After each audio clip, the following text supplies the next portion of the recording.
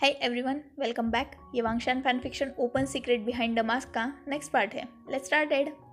शुयांग ने अपनी होशियारी से और चालाकी से वी वुशियान को फाइनली सबके सामने इनोसेंट प्रूव करवा दिया था और वो वी कपल से कुछ बात करके उस पार्टी हॉल से बाहर निकलने के लिए मुड़ा ही था कि अचानक एक आवाज़ उसके कानों में गूंजने लगी। उसने पलट के देखा तो जिन गुआंगशान सामने खड़ा था और उसने पार्टी में सबकी तरफ देखते हुए कहा, हो सकता है ये वी वुशियान और इस लड़के का कोई प्लान हो, क्योंकि हम सब वी वुशियान को जानते हैं, वो कितना चालाक है ये हम जानते हैं। तो हो सकता है वी कॉरपोरेशन को हथियाने के लिए उसने ये सब किया होगा। जिन गुआंगशान की बात अभी अधूरी ही थी कि शुयांग आगे आया और जिन गुआंगशान के बिल्कुल सामने खड़ा हो गया। उसने जिन गुआंगशान को बीच में ही कट ऑफ करते हुए कहा, आप शायद भूल रहे हो, उसे वी कॉरपोरेशन को हथियाने की ज़रूरत ही नहीं है, क्योंकि वी कॉरपोरेशन उसी का है, उसके पेरेंट्स का है, तो उस पर हक उसी का हुआ। और कौन उससे वी कॉरपोरेशन छीन सकता है जो उसे ये सब प्लानिंग प्लॉटिंग करनी पड़ेगी। आप ही वो इंसान थे ना जिसने विंग के खिलाफ सबूत लाया था। आपने उसे मर्डरर कहा, पर मैंने ये प्रूफ कर दिया कि मैं ही वो पर्सन हूँ जिससे विंग की कार का एक्सीडेंट हुआ था और मैं जिंदा हूँ, तो वो मर्डरर नहीं है। और रही बात रेपिस्ट की, शहर में अगर गिनती की जाए नाजायज़ बच्चों की, तो आपका रिकॉर्ड तो कोई नहीं तोड़ सकता। इस पार्टी में खड़ा हर एक इंसान जानता है कि कौन कैसा है। विंग के बारे में तो सिर्फ रूमर्स फैले हुए हैं, पर अगर बात की जाए आपकी पर्सनल लाइफ के, तो मैं सबूत ला के रख सकता हूँ। मेरे पास सारे लोगों के सबूत हैं। यहाँ खड़े हर एक इंसान को मैं अच्छी तरीके से जानता हूँ, उसके कारनामों को भी जानता हूँ। तो मुंह खोलने से पहले सोच लेना। अगर मैं पत्ते खोलने में आ जाऊँ ना, तो आपकी इज्जत कुछ भी नहीं रहेगी। जिन गुआंगशान ये सुनकर बहुत ज़्यादा गुस्सा हो गया था। उसकी हाथों की मुट्ठियाँ कस चुकी थी और पूरे पार्टी हॉल में सन्नाटा फैल चुका था। ऑब्वियसली जिन गुआंगशान कैसा है ये पूरी दुनिया जानती थी, पर किसी के भी अंदर इतनी हिम्मत नहीं थी कि वो जिन गुआंगशान के सामने ऐसा कुछ कह सके। शुयांग वो फर्स्ट इंसान था जिसने जिन गुआंगशान को उसकी असली हैसियत दिखाने की कोशिश की थी। बहुत से लोगों के चेहरे पर एक छोटी सी स्माइल थी, तो बहुत से लोग गुस्सा भी हो चुके थे। जो जिन गुआंगशान की साइड थे वो लोग ऑब्वियसली गुस्सा हो चुके थे। जिन गुआंगशान ने अपनी आवाज़ को ऊंची करते हुए कहा, तुम्हारी इतनी हिम्मत कि तुम। इससे पहले कि जिन गुआंगशान आगे कुछ कह पाता, शुयांग थोड़ा पीछे हट गया और उसने अपने पैंट की पॉकेट से एक छोटा सा पेन ड्राइव निकाला और उसे जिन गुआंगशान को दिखाते हुए कहा, अगर ये पेन ड्राइव मैं प्ले कर दूँ ना, तो आपकी इज्जत की धज्जियाँ उड़ जाएगी, क्योंकि इसमें हर वो सबूत है जो ये साबित कर देगा कि आप कितने घटिया इंसान हैं। एक बात मैं आपको बता दूँ, विंग मुझे अपना बड़ा भाई कहता है। 2 साल तक मैं उसके साथ रहा हूँ, उसे जानता हूँ और पहचानता भी हूँ। उसे प्रोटेक्ट करने के लिए मैं कुछ भी कर सकता हूँ, किसी भी हद तक जा सकता हूँ। वो पहले गलत था, ये बात मैं मानता हूँ, पर इतना भी गलत नहीं था जितना लोगों ने उसके बारे में रूमर्स फैला के रखे थे। वो हमेशा ही गलत नहीं होता था। हाँ, बस वो थोड़ा बिगड़ गया था अपने कुछ दोस्तों की वजह से, पर उसका दिल वो हमेशा से ही साफ था। वो हमेशा सही नहीं था तो हमेशा गलत भी नहीं था। आपने कहा कि उसने बहुत सारी लड़कियों की और लड़कों की ज़िंदगी बर्बाद की है, पर आपसे तो कम ही की होगी। मेरे दोस्त ने या मेरे भाई ने आज तक किसी को छुआ भी नहीं है, और अगर ये बात मैंने प्रूव कर दी, तो क्या आप में इतनी हिम्मत है कि आप जिन कॉरपोरेशन छोड़ दे? क्योंकि मैं ये बहुत आसानी से प्रूव कर सकता हूँ कि विंग वर्जिन है और वो इनोसेंट है। और रही बात वे कॉरपोरेशन की, तो वो उसी की है, वही हायर भी है और ओनर भी बनेगा। और अगर आप जैसा इंसान जिन कॉरपोरेशन को संभाल सकता है, तो वी वुशियान तो आपसे कई गुना बेहतर है। फिर भी अगर आपको डाउट है, तो आप लैंस को पूछ सकते हैं, लान वांग जी, वो उसी के कॉलेज में है, और पूछिए उससे कि क्या वी वूशियान ने 2 साल तक कॉलेज में टॉप नहीं किया है। उस पर यकीन नहीं है तो अपने खुद के बेटे से पूछे, और अगर उस पर भी यकीन नहीं है तो जाकर कॉलेज के रिकॉर्ड सर्च कीजिए। विंग यहाँ खड़े हर एक इंसान से बेहतर पर्सन है, और आगे से उसके रास्ते में आने की कोशिश भी मत कीजिएगा, क्योंकि अगर ऐसा हुआ तो ये पेन ड्राइव सीधा पुलिस के पास जाएगी और इसकी कॉपियाँ पूरे बिजनेस वर्ल्ड में मैं बांट दूंगा। और मेरे वर्ड्स को फॉर ग्रांटेड लेने की कोशिश मत कीजिएगा। एक काम कीजिए, प्रूफ के लिए ये पेन ड्राइव आप ही के पास रखिए और देखिए मेरे पास कितने प्रूफ है। इतना बोलकर शुयांग ने वो पेन ड्राइव ग्वांगशान की तरफ फेंक दिया, और जिन ग्वांगशान ने उसे पकड़ भी लिया।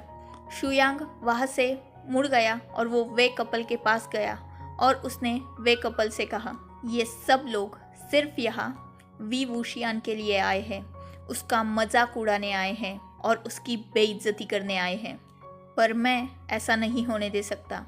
वो मुझे अपना भाई कहता है और मैं उसे प्रोटेक्ट करूँगा, चाहे आप करें या ना करें। मुझे उस पर पूरा यकीन है, और मेरे ख्याल से आपको भी अपने बेटे पर यकीन करना चाहिए। बाहर वालों की बातें मानना छोड़ दीजिए अंकल आंटी, और अपने ऊपर, अपने खून के ऊपर और अपनी परवरिश के ऊपर बिलीव कीजिए। और रही बात मेरी कि ये सब मेरा और उसका प्लान हो सकता है, तो आप लोग भी जानते हैं कि आपका बेटा कितना ज़्यादा शार्प माइंडेड है। आपको लगता है कि ये लोग उसके बारे में कुछ भी पता कर सकते हैं, वो भी उसके बिना परमिशन के। अगर बात की जाए उसके पिछली ज़िंदगी की, तो आप लोग समझ सकते हैं कि वो कितना होशियार है कि उसने अपनी सच्चाई आप लोगों के सामने तक नहीं आने दी। तो आपको लगता है कि ये लोग इतनी आसानी से उसे पकड़ पाएंगे? जवाब है नहीं। विंग इनोसेंट है, बिलीव करना है तो कीजिए, वरना आपकी मर्ज़ी, पर मैं उसका साथ नहीं छोड़ने वाला।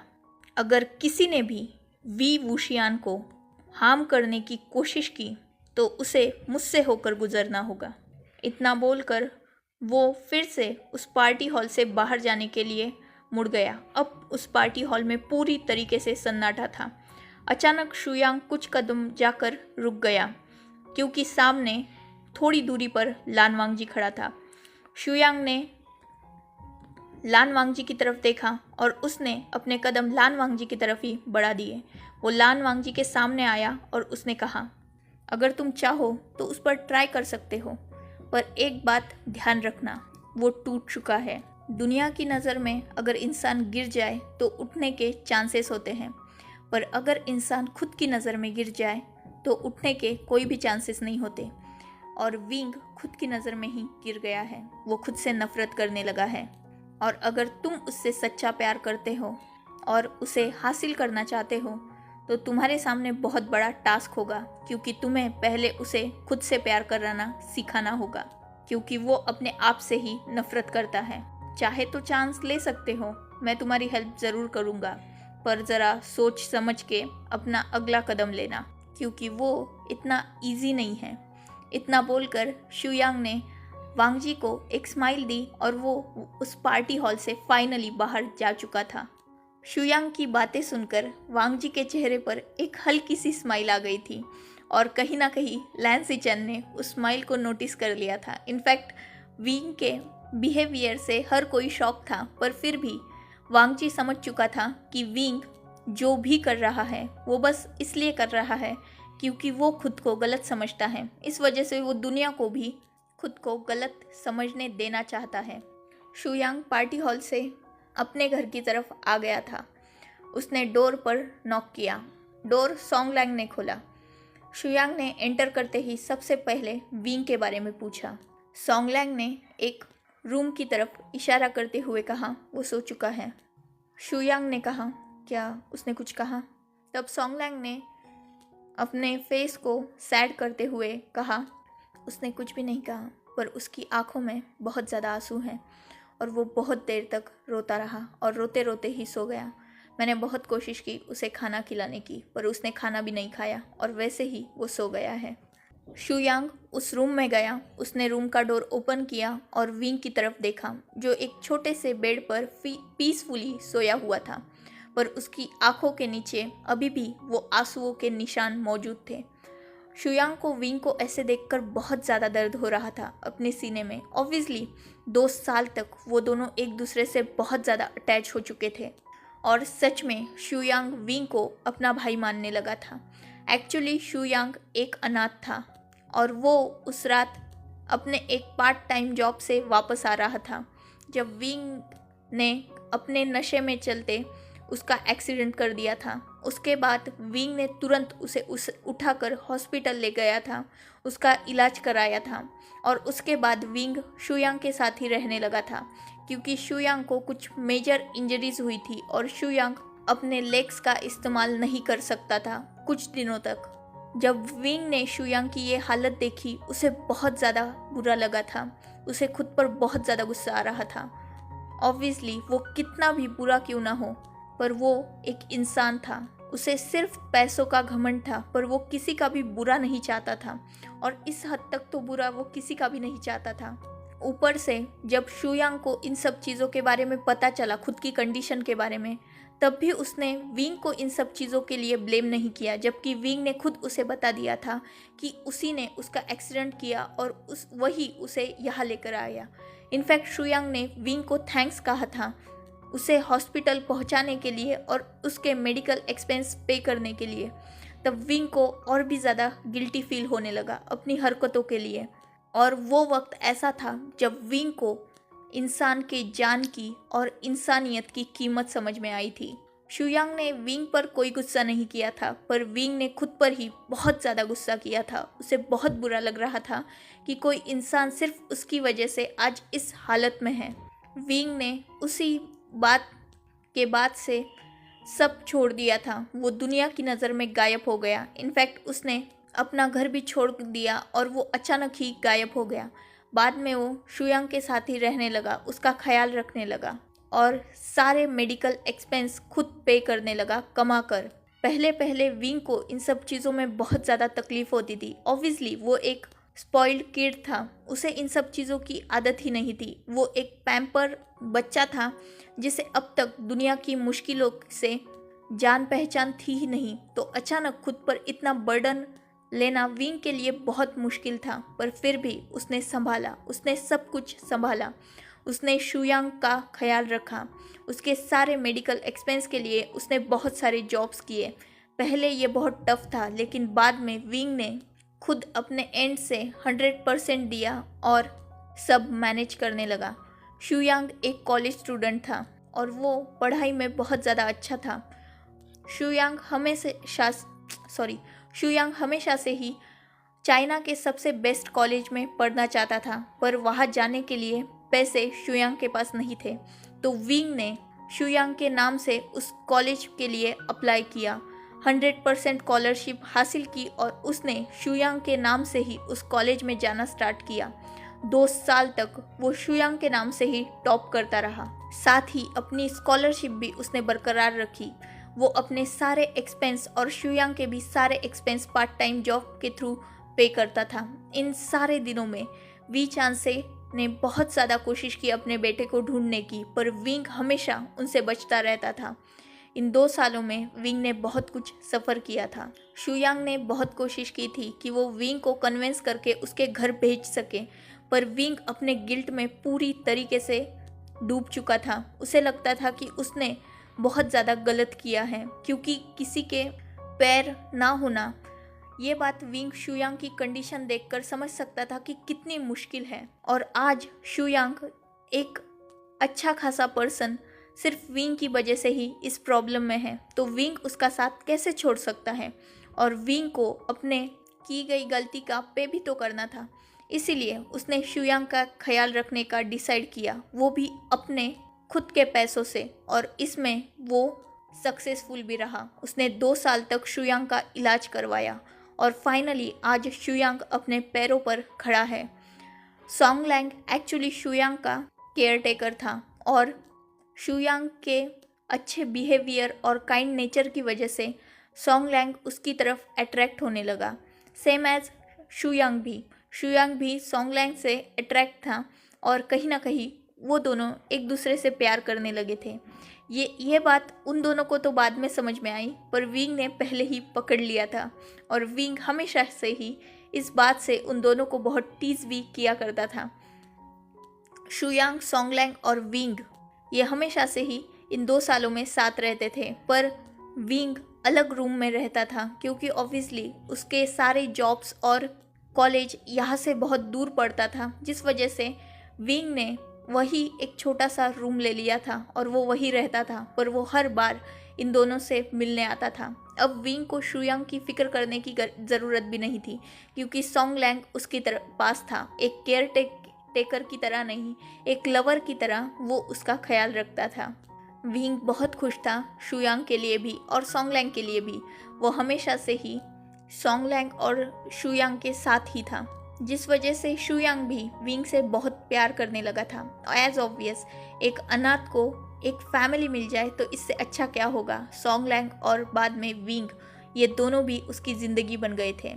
शुयांग पहले से ही, मतलब पहले दिन से ही विंग की सच्चाई जानता था कि वो वे कॉरपोरेशन का इकलौता हायर है, जिस वजह से शुयांग अक्सर उसे वापस जाने की बातें किया करता था, पर विंग इन सब चीज़ों से गुस्सा हो जाता था और हमेशा से ही सॉन्गलैंग को ही डांट दिया करता था, जिस वजह से सॉन्गलैंग ने ही अपनी कोशिशें बंद कर दी थी और वो भी विंग को एक्सेप्ट कर चुका था अपनी इस छोटी सी फैमिली में। जब शुयांग विंग के साथ रहने लगा, उसे जानने लगा, तो उसे समझ में आया कि विंग दिल से बुरा नहीं है, बस कुछ दोस्तों के गलत संगत की वजह से वो ऐसा बन चुका है और दुनिया ने भी उसे हमेशा यूज़ करने की कोशिश ही की है। एज ऑब्वियस, वो वे कॉरपोरेशन का हायर था तो हर कोई उसके साथ सिर्फ मतलब के लिए ही था और विंग इस मतलब की लाइफ की वजह से ही कहीं ना कहीं दिल में खुद को बहुत अकेला फील करता था, जिस वजह से वो ऐसा बन गया था। ऊपर से लोग बचपन से ही उस पर दुश्मनी निकालते थे। ऑब्वियसली वी चांसे की वजह से वो एक बहुत बड़े बिजनेसमैन थे और बहुत सारे राइवल्स भी थे उनके, तो वो राइवल्स बहुत से बार विंग पर गुस्सा निकालने की कोशिश करते थे, उसे हार्म करने की कोशिश करते थे। तो विंग ही दुनिया के लिए एक ऐसा स्ट्रॉन्ग इंसान बन गया जिसे कोई हार्म ही नहीं कर सकता या जिस तक कोई पहुंचने का सपना तक नहीं देख सकता। शुयांग ने आज जो भी वांग जी से कहा वो सब कहीं ना कहीं सच था, क्योंकि शुयांग ने इन 2 सालों में महसूस किया था कि विंग बहुत ज़्यादा अकेला है और ऊपर से वो खुद को बहुत ज़्यादा गिल्टी भी फील करता है, वो खुद से नफरत करने लगा है। तो एज ऑब्वियस लान वांग जी के लिए ये बहुत बड़ा टफ टास्क होने वाला था और शुयांग को ये यकीन था कि विंग को लान वांग जी के अलावा इतना ज़्यादा प्यार और कोई नहीं दे सकता कि विंग फिर से अपनी नॉर्मल ज़िंदगी में वापस आ सके। So enough for today, let's take a break. Guys, problem क्या है? कमेंट्स कम हो रहे हैं, प्लीज़ कमेंट्स कीजिए, ऐसा मत कीजिए क्योंकि आपके कमेंट्स का मुझे इंतज़ार रहता है। सो ढेर सारे कमेंट्स के साथ लाइक, शेयर और सब्सक्राइब भी कर देना। Good bye, take care, enjoy your beautiful life.